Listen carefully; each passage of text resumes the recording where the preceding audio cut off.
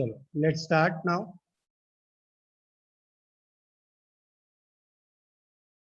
So today let's start with mixture of acids. So let's say in a solution there are two strong acids put together.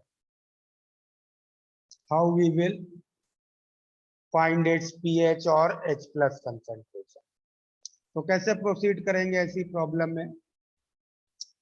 तो मान लीजिए दो strong acids हैं HX और HY, दोनों completely dissociate होंगे, correct?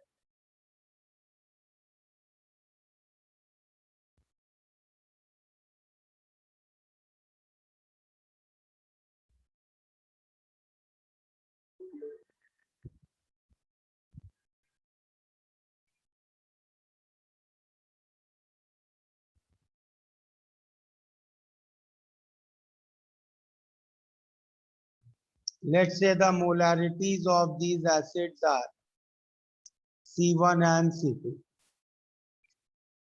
Both will dissociate completely. So final molarity is 0. यहाँ से C1 बनेगा H3O प्लस, यहाँ से C2. तो टोटल H3O प्लस की मोलैरिटी कितनी हो जाएगी? C1 plus C2. Is this clear to everybody? बोलो, कोई doubt? Sir C1 plus C2 वाला पार्ट. C1 प्लस C2 ही तो लिखा है. क्या पूछ रहे हो निमेश?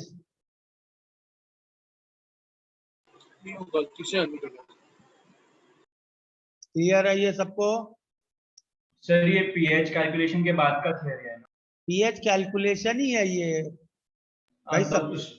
सबसे पहला हम लोगों ने स्ट्रॉन्ग एसिड किया, फिर वीक एसिड किया, अब एक साथ दो एसिड पड़े हैं सॉल्यूशन में, ठीक है?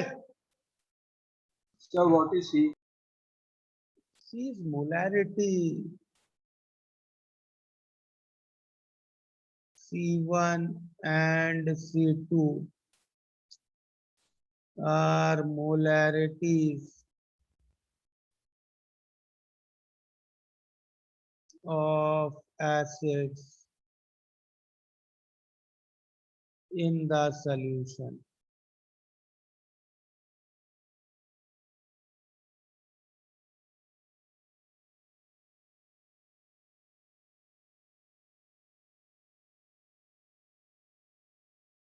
तो क्या आ गया H3O प्लस की मोलैरिटी? C1 plus C2. ठीक है?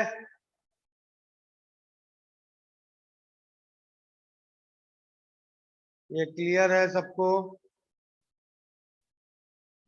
Yes sir. तो अगर बहुत सारे वीक एसिड्स पड़े होते तो क्या लिखते? For several weak acid, strong acids, can we generalize this result? क्या हो जाएगा? H3O प्लस की मोलैरिटी समेशन ऑफ CI. ठीक है?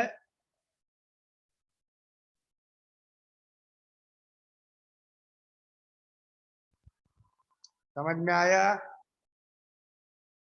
Yes sir. Yes sir.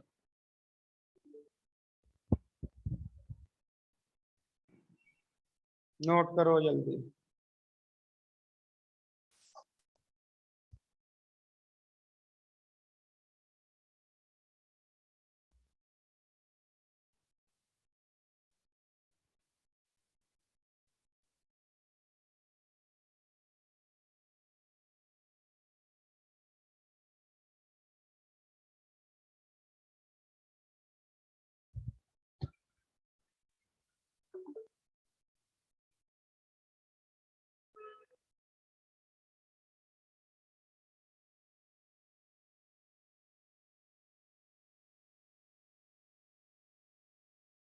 हो गया note?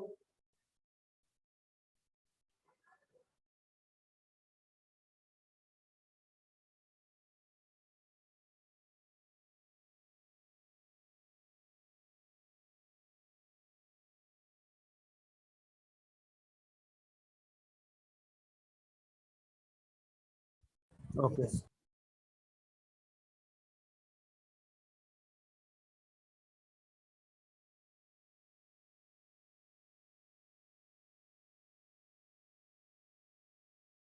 Next, we can discuss the situation of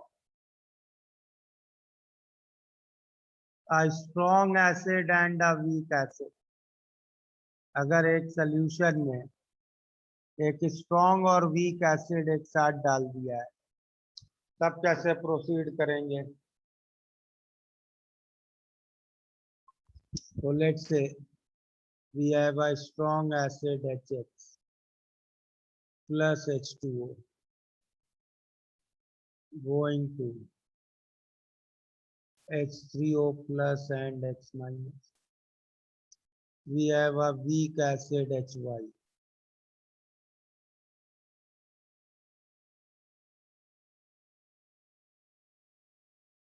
ठीक है? सर आप पिछली पेज एक बार दिखा सकते?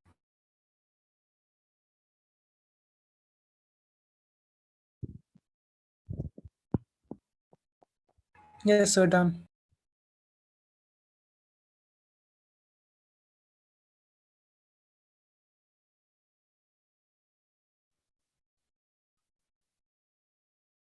So let's say molarities are C1 and C2. तो ये तो पूरा डिसोसिएट होगा, ये इक्विलिब्रियम अचीव करेगा।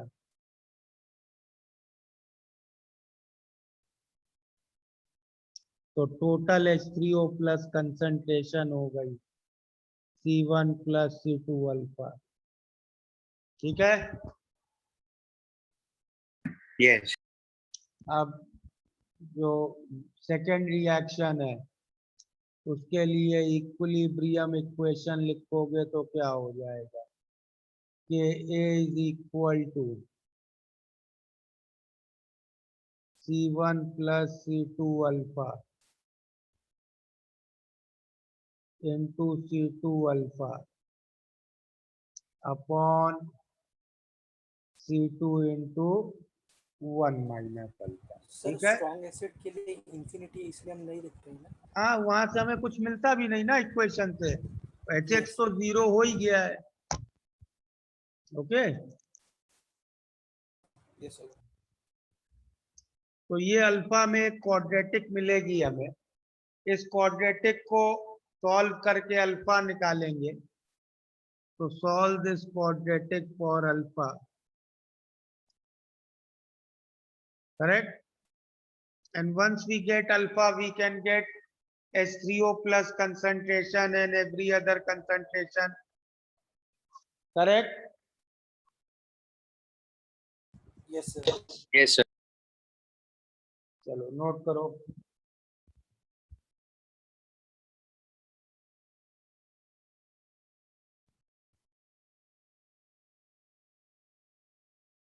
Sir, K की वैल्यू क्वेश्चन में गिवन रहेगी। Yes, okay. हो गया नोट? Yes sir. अगला क्या केस ले सकते हैं?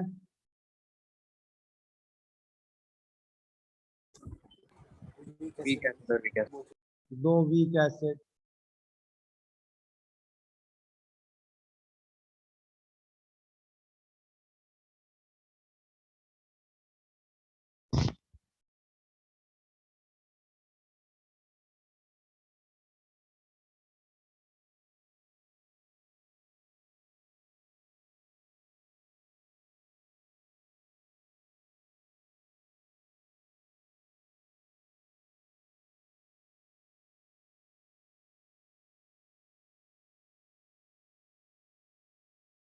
ठीक है?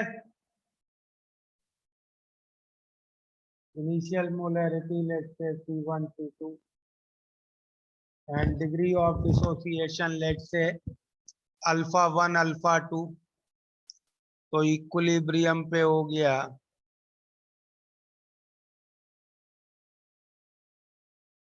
Okay, sir ideal ideal state में हम H2 को कंसीडर नहीं करते सर ऑलरेडी। H2 सॉल्वेंट है बेटा, ये सब तो पहली क्लास में डिस्कस किया था। Yes sir solve.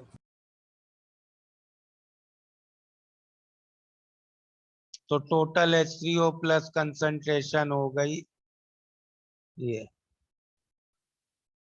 ठीक है, क्लियर।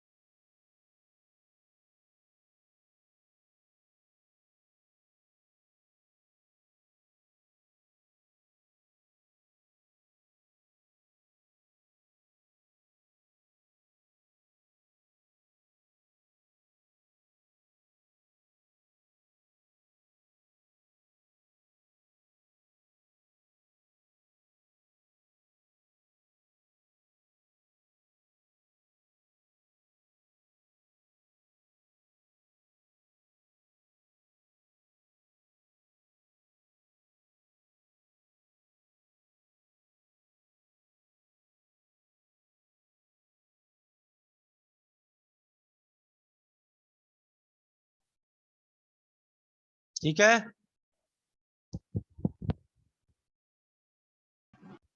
अब ये दो इक्वेशंस आ गई हमारे पास और दो अननोन्स हैं alpha 1 alpha 2। Okay, yes sir. तो अब इनमें देख रहे हो दोनों सेकंड ऑर्डर की इक्वेशंस हैं, तो इनको सॉल्व करने के लिए क्या अप्रोक्सीमेशन लिया जाए। तो व्हाट वी से that alpha 1 and sorry hx and hy both are weak acids, correct? Yes sir. Weak acid है तो अल्फा की वैल्यू तो कमी होगी, अग्रीड।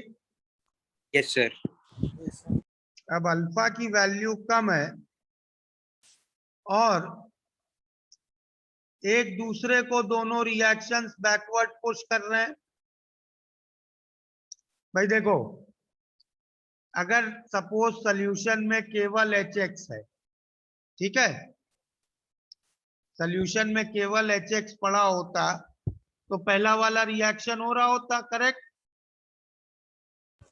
Yes sir right. अब अगर इसी सॉल्यूशन में मैं HY भी डाल दूं तो क्या होगा? पहले रिएक्शन को लगेगा कि उसका प्रोडक्ट किसी ने डाल दिया है, क्योंकि भाई HY भी H3O प्लस प्रोड्यूस करेगा, करेक्ट? तो बाय ले चैटेलियर्स principal, second reaction will push first reaction in backward direction, and similarly first reaction will push second reaction in backward direction, correct? So both reactions will push each other in backward direction. अब दोनों weak acid थे, alpha पहले से ही कम था और वो दोनों एक दूसरे को पीछे पुश करेंगे, उससे अल्फा और भी कम हो जाएगा, and hence we can take the approximation as 1 minus alpha 1 is almost 1 and 1 minus alpha 2 is almost 1. We can take alpha 1 and alpha 2 to be very small number. ये क्लियर है सबको? तो आगे चलें। सर वो बैकवर्ड वाला वापस बता सकते हो, ले चैटलियर प्रिंसिपल कैसे लगाया? देखो, ले चैटेलियर प्रिंसिपल क्या कहता है कि किसी रिएक्शन का अगर प्रोडक्ट ऐड करोगे तो वो रिएक्शन बैकवर्ड चलेगा। हाँ हाँ। अब HX, अगर केवल HX वाला रिएक्शन देखो तो HX वाले रिएक्शन का प्रोडक्ट H3O प्लस है। यस अब इसी सोल्यूशन में अगर मैं HY भी डाल दूं तो HY भी H3O प्लस बनाएगा। हाँ HY भी H3O प्लस बनाएगा और H3O प्लस पहले रिएक्शन का प्रोडक्ट है। हाँ ओके तो हाँ तो पहले रिएक्शन को क्या लगेगा, मेरा प्रोडक्ट किसी ने डाल दिया हाँ तो वो तो बैकवर्ड बैकवर्ड चले गए। ठीक है सर समझा हाँ ठीक है,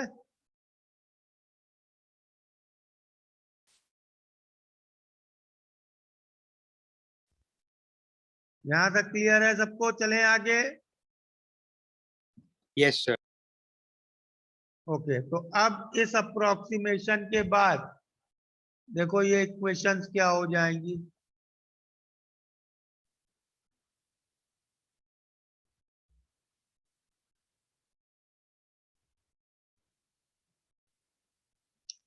अब इस इक्वेशन में ये डिनोमिनेटर में 1 माइनस अल्फा 1 तो 1 हो गया और C1 को मैं लेफ्ट साइड ले आऊं तो क्या होगा equation,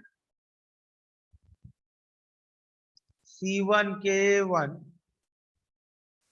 is equal to C1 alpha 1 into C1 alpha 1 plus C2 alpha 2। सही है?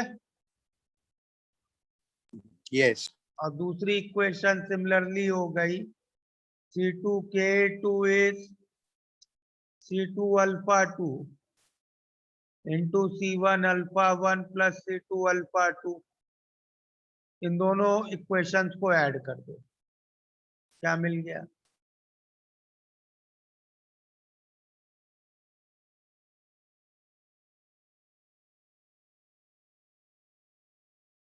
ठीक है,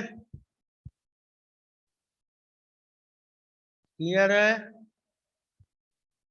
यस सर तो H3O प्लस की कंसंट्रेशन क्या थी, C1 alpha 1 plus C2 alpha 2। मिल गया हमें। ठीक है, कोई X माइनस की भी कंसंट्रेशन पूछे, X माइनस की कंसंट्रेशन देखो क्या थी, C1 अल्फा 1,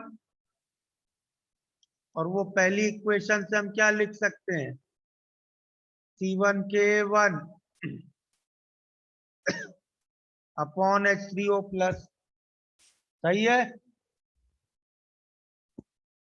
हाँ सर और सिमिलरली Y माइनस भी C2 K2 upon H3O plus. Okay, note करो।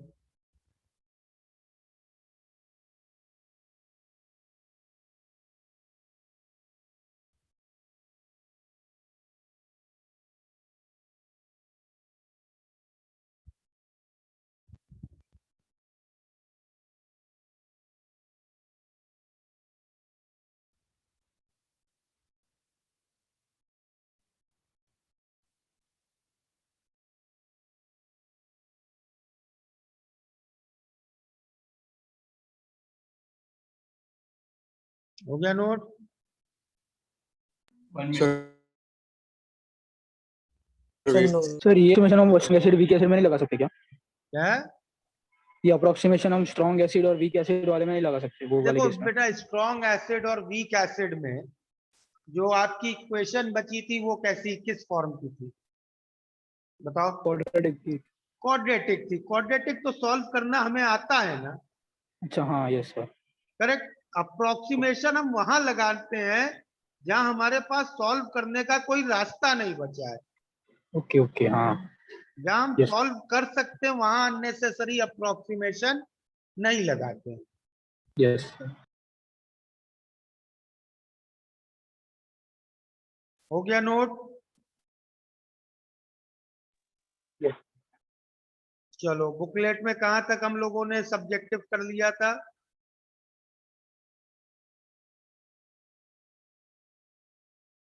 सब्जेक्टिव एक्सरसाइज लास्ट क्लास में कुछ प्रॉब्लम्स किए थे ना? यस सर 30 13 तक सब हो गए थे, ओके।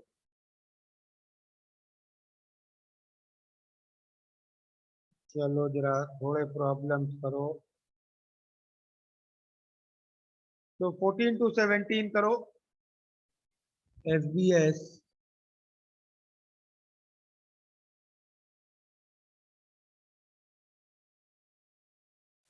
14 to 17, ठीक है, करो इसको। सर एक बार प्रीवियस में दिखा दो।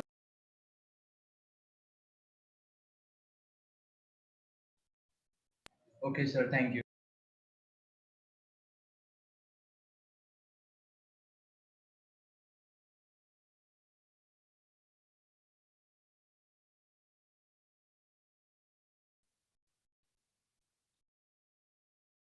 हो गया नोट? यस सर, थैंक चलो स्टार्ट करो ये प्रॉब्लम।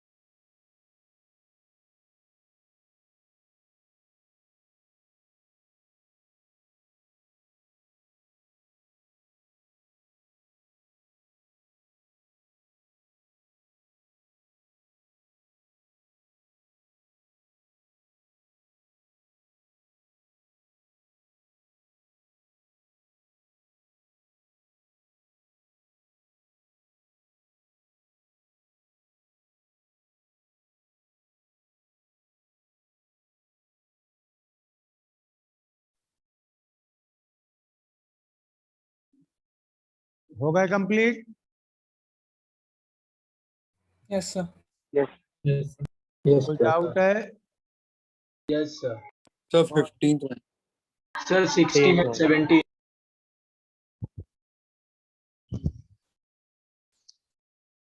15th प्रॉब्लम में हमें परसेंटेज एरर निकालनी है। तो अगर हम वाटर कंट्रीब्यूशन निग्लेक्ट करते हैं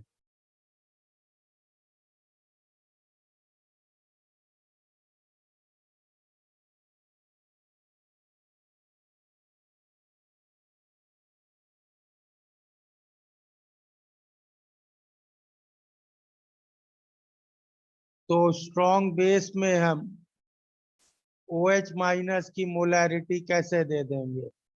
C। करेक्ट?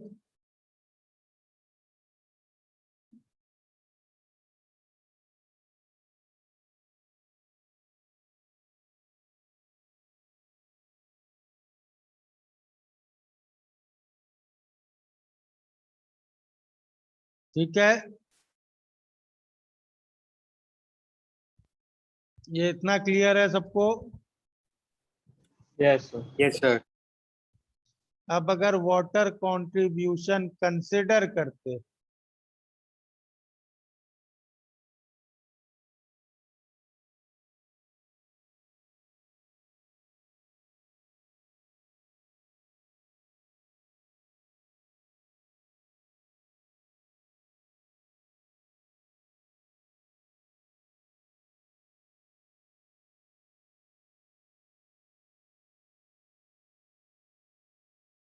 तो इस तरह निकालते OH माइनस।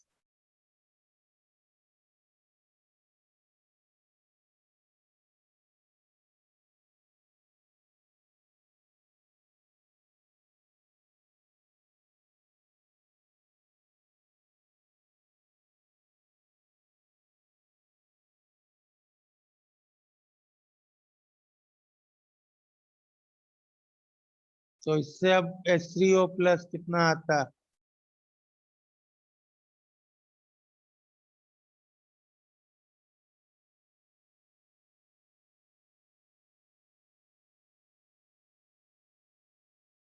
ठीक है, सही है। Okay yes sir. Yes sir. तो एरर परसेंटेज कितनी हो गई?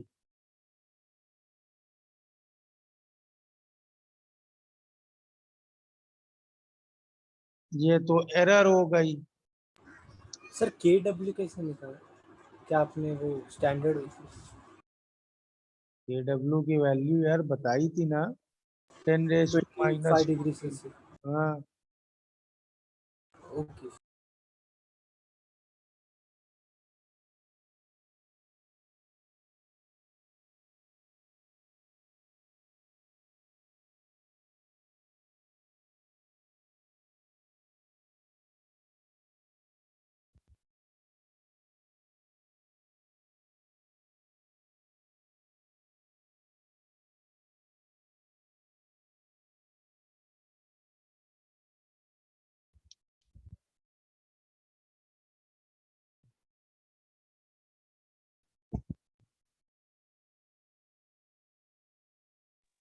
Error percentage in OH minus concentration और error percentage in H3O plus concentration same ही होगा ना? सेम क्यों होगा? अलग अलग होगा ना। वाइट विल बी सेम, थोड़ा सा डिफरेंस होगा। तो मैंने OH माइनस से कैलकुलेट किया फिर भी सेम ही बन तो अराउंड सेम होगा, 1.01 ऐसा कुछ आएगा। अच्छा। सर 40।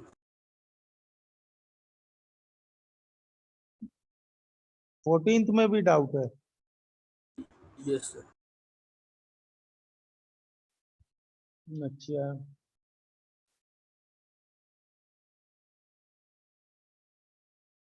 14th प्रॉब्लम, एक स्ट्रॉन्ग एसिड और एक वीक एसिड का है। ठीक है,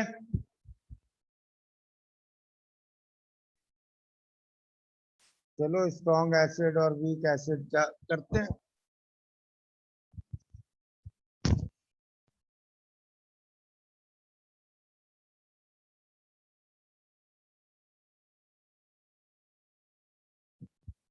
तो HCl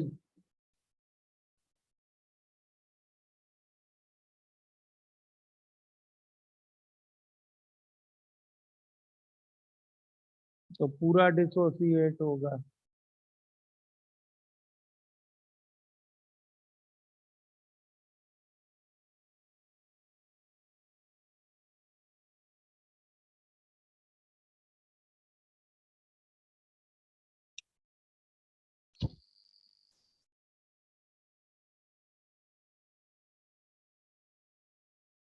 दोनों की मोलैरिटी 0.01 दी है।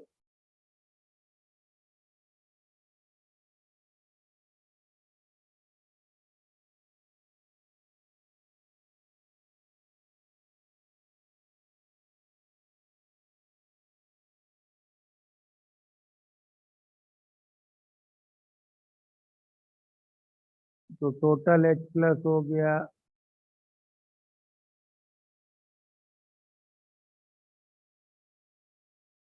इतना।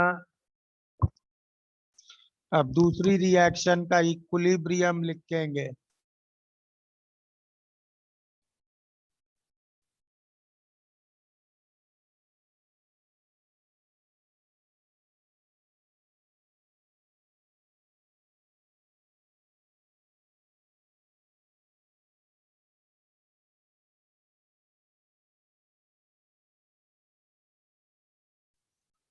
तो ये इक्वेशन क्या हो गई?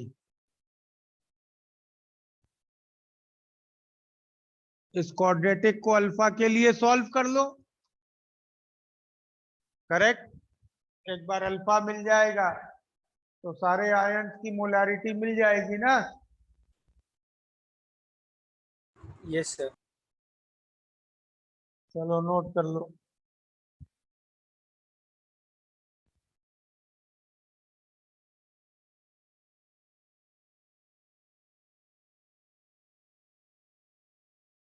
सर जैसे आपने एसिड्स के लिए बताया था कि वीक एसिड वो होते हैं जिसमें ऑर्गेनिक मटेरियल कार्बन होते हैं, तो वैसे बेस के लिए मैंने ये कब बताया वीक एसिड वो होते हैं जिसमें कार्बन? Means organic acid. मैंने कहा था सारे ऑर्गेनिक एसिड वीक होते हैं, इनऑर्गेनिक एसिड भी वीक होते हैं।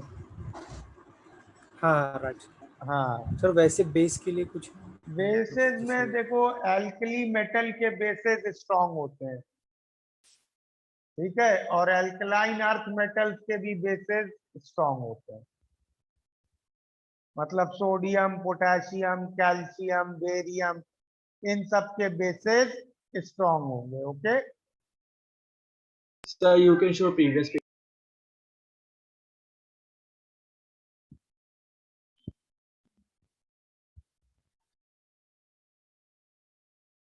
Done, sir.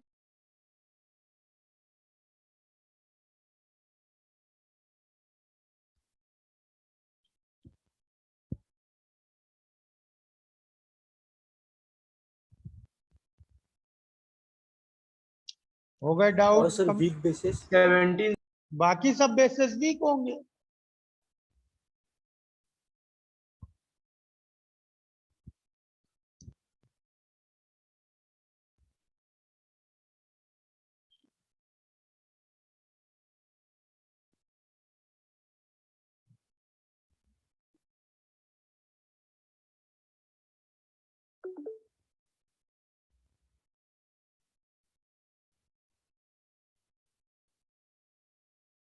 सेवनटीन्थ प्रॉब्लम दो वीक एसिड्स का है।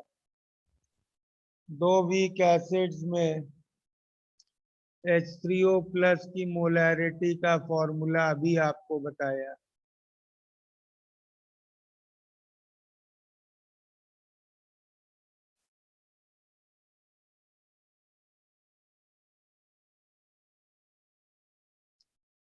क्या दी है मोलैरिटीज एसिड की? दोनों की 0.1 है। तो क्या हो जाएगा?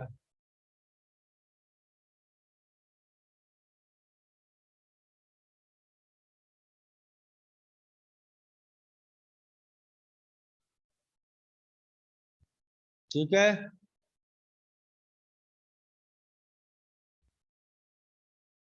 निकाल लोगे इससे H3O प्लस। Yes sir.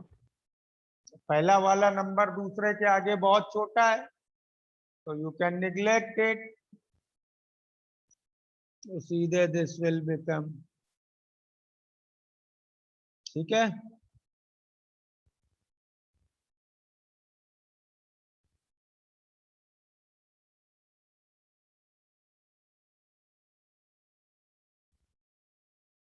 कर लिया नोट? Yes sir. तो ये मोनोप्रोटिक एसिड की हर सिचुएशन में अब पीएच कैलकुलेशन क्लियर है। एसिड के मिक्सचर में हम H2O का कंट्रीब्यूशन निग्लेक्ट ही करते हैं। बेटा H2O का कंट्रीब्यूशन हम कंसिडर कब करते हैं? जब एसिड से आने वाला H3O प्लस 10⁻⁻6 से कम हो, ठीक है। यस। इनमें से किसी भी प्रॉब्लम में अगर कभी भी तुम्हें H3O प्लस की कंसंट्रेशन 10⁻⁻6 से कम मिलती, तो तुम वो प्रॉब्लम वापस करते considering the contribution of water.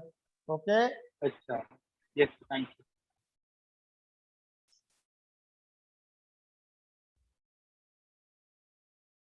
कर लिया नोट?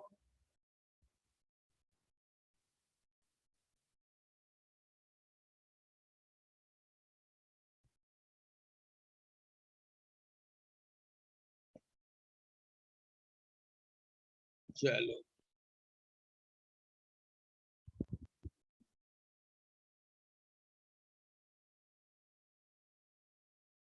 अच्छा एक चीज ये भी लिख लेते हैं, जैसे आज एक जो डिस्कस की है।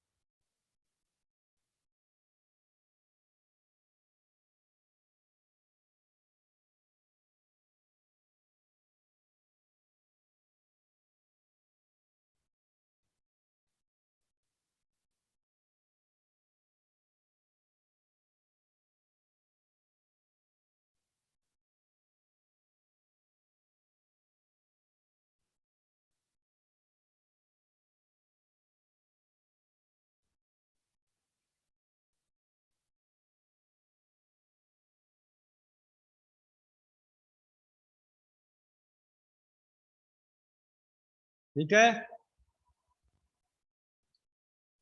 ये इसमें देखा था ना, दो वीक एसिड्स में दोनों का अल्फा कम हो रहा था एक दूसरे की वजह से, करेक्ट।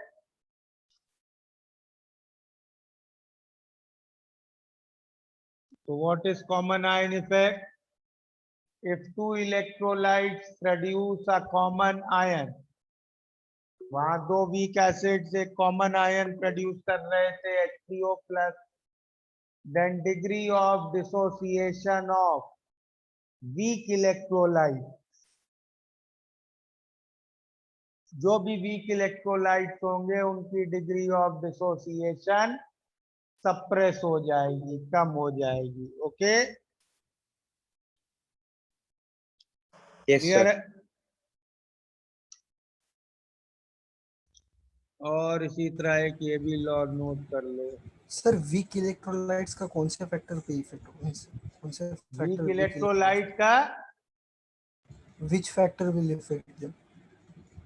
वीक इलेक्ट्रोलाइट का फैक्टर नहीं यार, अरे दो वीक किस फैक्टर से हम बता सकते कि ये वीक इलेक्ट्रोलाइट्स? वीक इलेक्ट्रोलाइट मतलब वीक एसिड वीक बेस जिसका अल्फा 1 से कम है। ओ सर, ओके।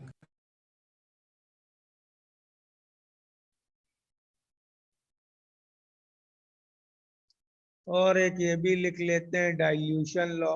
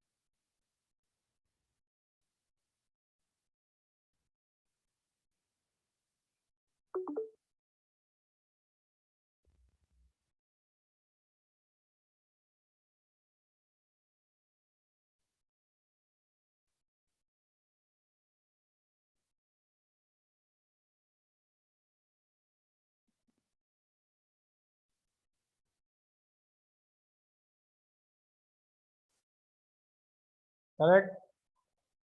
तो एक वीक इलेक्ट्रोलाइट के सॉल्यूशन को हम जैसे जैसे डाइल्यूट करेंगे उसका डिग्री ऑफ डिसोसिएशन बढ़ जाता है। लास्ट क्लास में याद हो हम लोगों ने देखा था वीक एसिड्स के लिए अगर C की वैल्यू K से बहुत कम होती थी तो alpha became almost 1। A weak acid starts to behave as a strong acid. Correct? Yes. चलो ये दो नोट कर लो।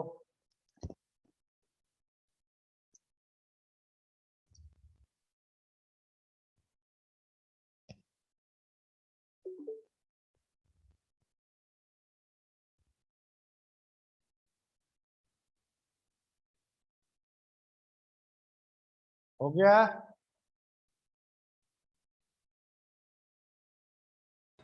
No sir. करो।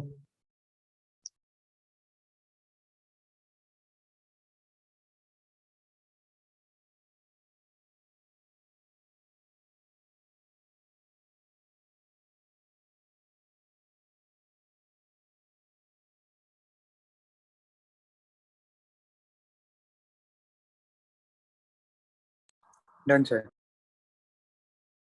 Sir degree of dissociation increases means वो स्ट्रॉन्ग एसिड जैसे बिहेव करना शुरू कर दे। क्या कह रहे हो?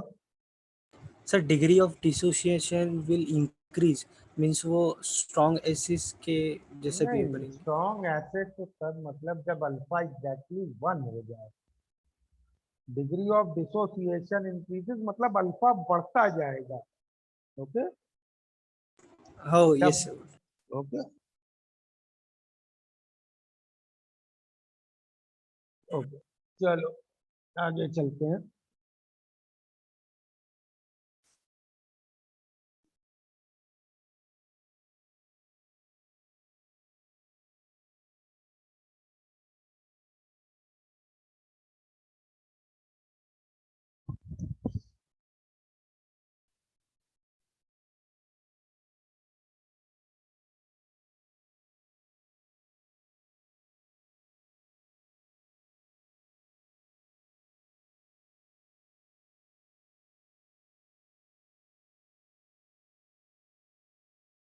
Next we can discuss polyprotic acids and bases.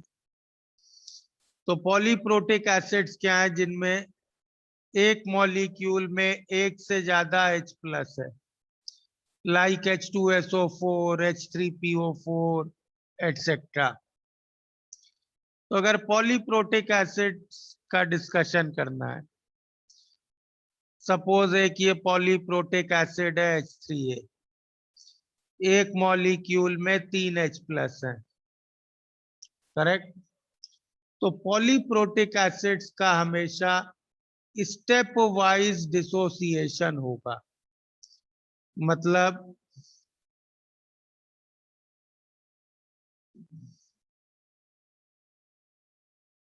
ये रिएक्शन होगा,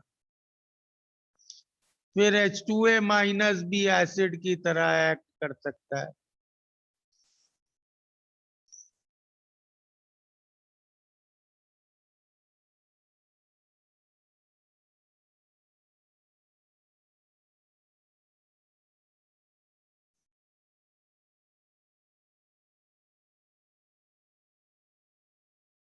ओके सर ये क्या आजू बाजू 3 H प्लस है? यार H3 लिखा है ना ये।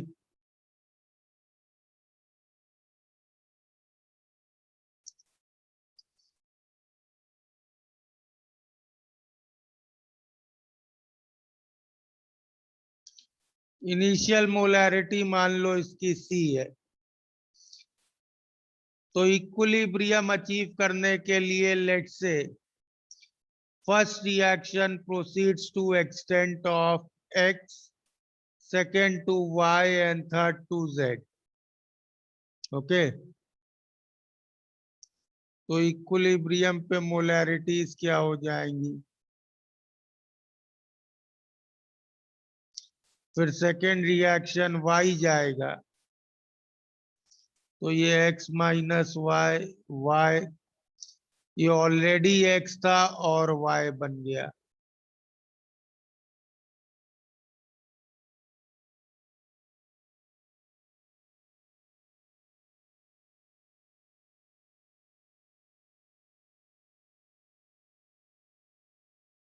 ठीक है,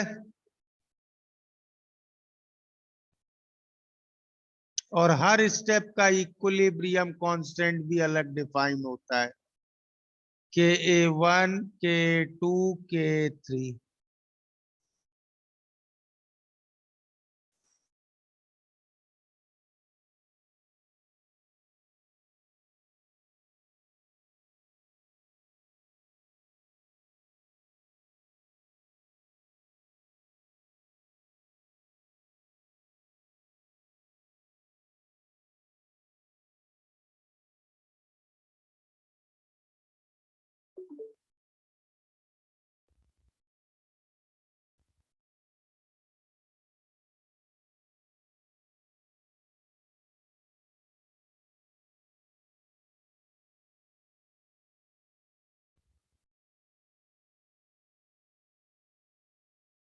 ठीक है, नोट करो इतना।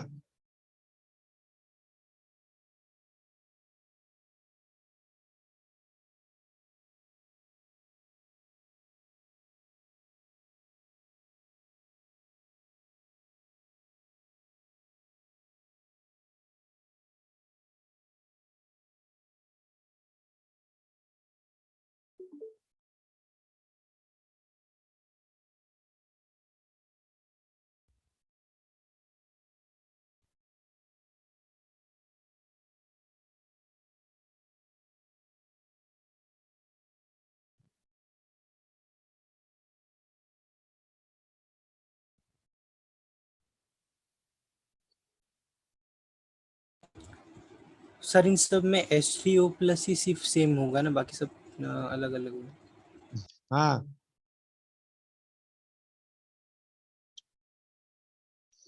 now what we will see in polyprotic acids,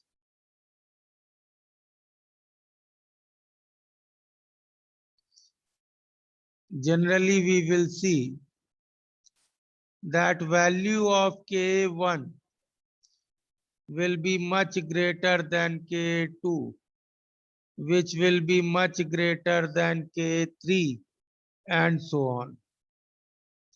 And reason of this is also very simple. K1 was equilibrium constant of first reaction, in which we were removing a H plus from H3A, which is a neutral species. Okay. K2 was equilibrium constant of second reaction,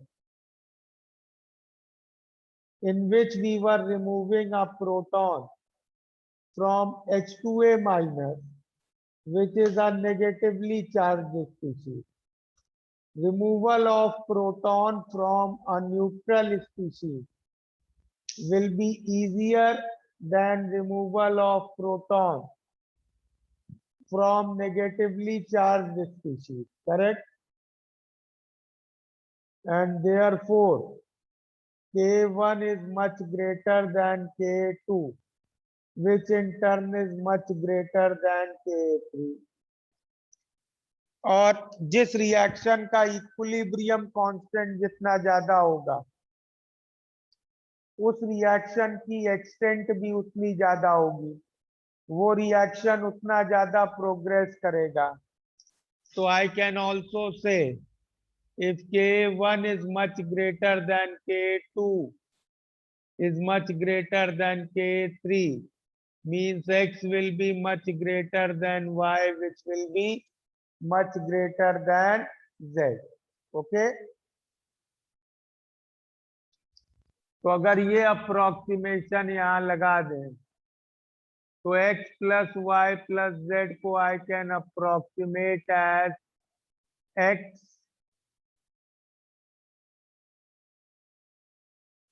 x minus y को I can approximate as x, y minus z को I can approximate as y. Clear है?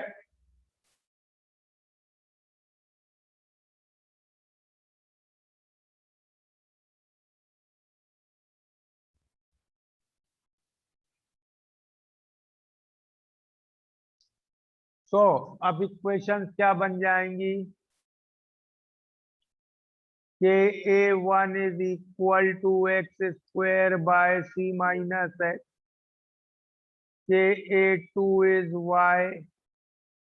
KA3 is xz upon y.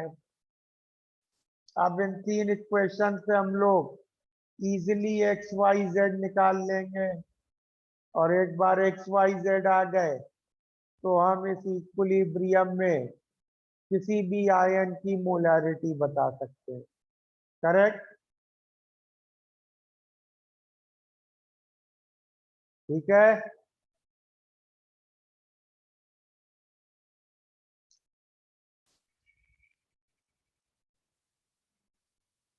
Sir आपने वो KA3 x³ by y लिखा है ना? X Z Y Y. Yes sir, yes.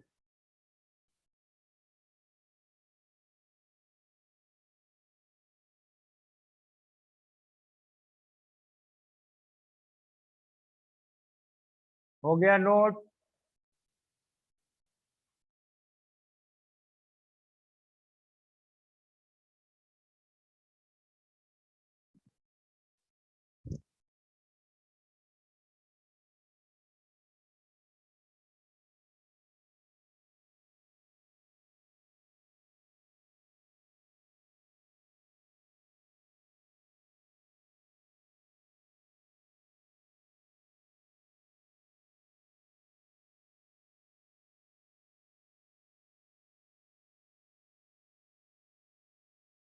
Sir आप ये वापस बता सकते हो कि x is much much greater वाला वो कैसे आया?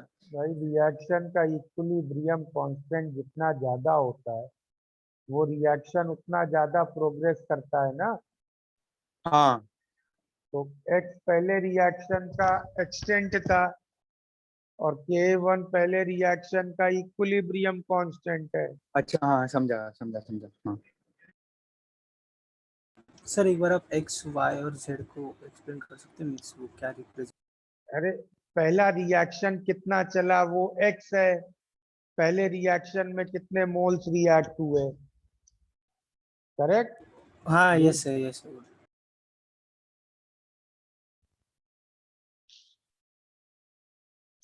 कर लिया note? Sir, we can say that X are the mole reacted in first reaction. Yes.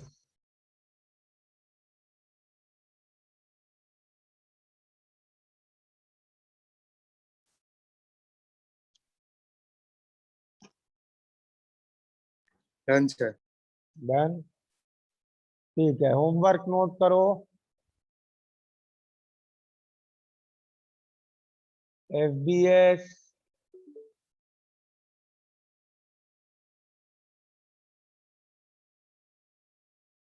में ये 4 problem and also start doing FBO। Okay?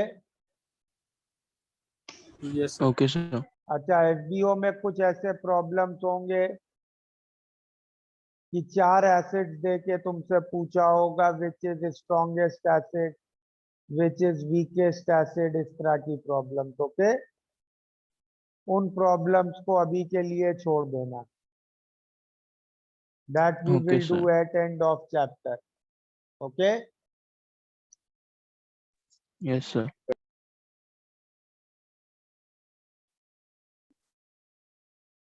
चलो we'll stop here today. Okay?